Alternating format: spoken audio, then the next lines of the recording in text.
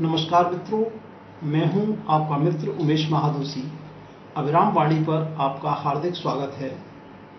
समकालीन लोककथा की विकास यात्रा में योगदान के क्रम में हम प्रस्तुत करते हैं कार्यक्रम अनूठी लोककथाएं का तीसरा भाग। इस कार्यक्रम में प्रत्येक रविवार को 2 लोककथाएं प्रसारित की जा रही हैं। हमारा प्रयास है कि अनूठी लोककथा में अनुभूति की सघनता पाठकों को विशेष रूप से प्रभावित करने की क्षमता रखती हो, या उसके कथ्य में जीवन मूल्यों में हो रहे परिवर्तनों की शाश्वतता को रेखांकित करने की क्षमता हो, या फिर उसका कथ्य अपने समय की जड़ता को चुनौती देने में सक्षम हो। हमारा प्रयास है कि ये लोककथाएं सामान्य पाठक की समझ और उसकी पसंद भी बन सकें। यहाँ मैं लोककथाकार मित्रों से एक अनुरोध करना चाहूँगा कि यदि आपको लगता है कि इस प्रकार के कार्यक्रम लघुकथा और आपकी सृजनात्मकता को विस्तार देने में सहायक हैं, तो आप इसे अपने इष्ट मित्रों के साथ साझा करके इसे लोकप्रिय बनाने में हमारी मदद अवश्य करें। तो प्रस्तुत है अनूठी लोककथाएं कार्यक्रम के तीसरे भाग की आज की प्रस्तुति में 2 लोककथाएं।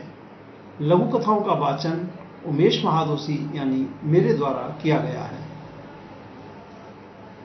आज की पहली लोककथा है चर्चित लोककथाकार सुश्री कल्पना मनोरमा जी की सत्य का एहसास, और दूसरी लोककथा है श्री जगदीश राय कुलरिया जी की हमदर्दी।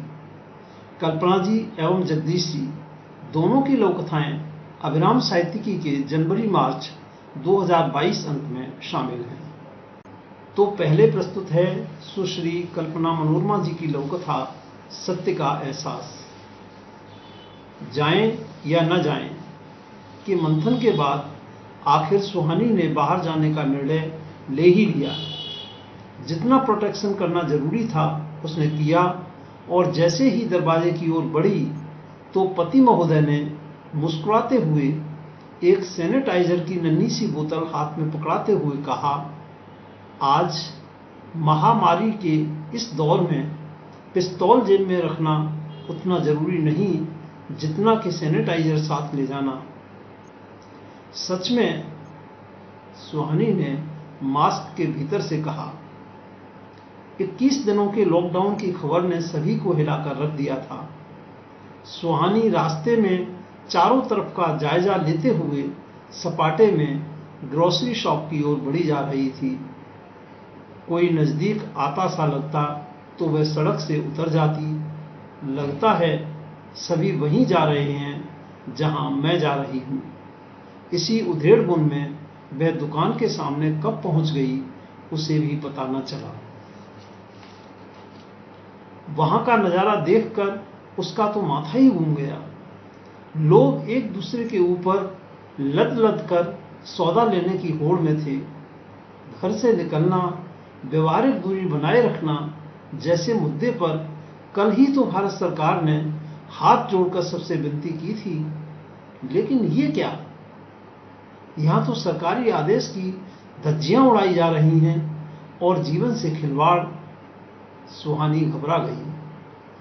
पहले उसने सोचा कि वह घर लौट जाए, लेकिन उसको नवरात्रि की पूजा का ध्यान आया तो वह चुपचाप पंक्ति में जाकर खड़ी हो गई। अभी वह ठीक से सांस ले ही पाई थी कि बिल्कुल उसके कान के पीछे से आवाज आई, काहो यार, काहे खातिर ये मुंह बांधे खड़े हो। मरने खातिर आदमी जानकर भी अनजान बनता है। सुहानी मन ही मन मगर थोड़ा ऊंचा बड़बड़ाई। इतना सब अभी हो ही रहा था कि एक सज्जन मास्क गले में लटकाए दांत चियारते हुए पंक्ति की हाय इज्जत को पीछे छोड़ते हुए आगे खड़े होने की हौस में सब आने जाने वालों से उनका सौदा पूछते, बिन मांगे मुफ्त सलाह देते और काउंटर के ठीक सामने जाकर खड़े हुए। आप लोग पढ़े लिखे तो जान पड़ते हैं ना, सुहानी स्वयं को जब्त करते हुए बोली। क्यों, क्या हुआ मैडम? बिल्कुल उसके सामने खड़े एक आदमी ने अपना सिर सुहानी की ओर घुमाते हुए कहा, आप तो सामने ही देखते रहिए। मुझे नहीं लगता इस संकट की घड़ी में आदमी को आदमी से दूरी बनाए रखने का मतलब किसी और ढंग से समझाना पड़ेगा।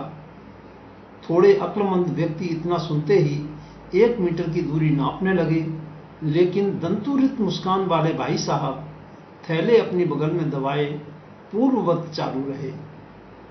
भाई, मुझे 3 चुन्नी चाहिए, आपके पास हो तो रुकें, नहीं तो।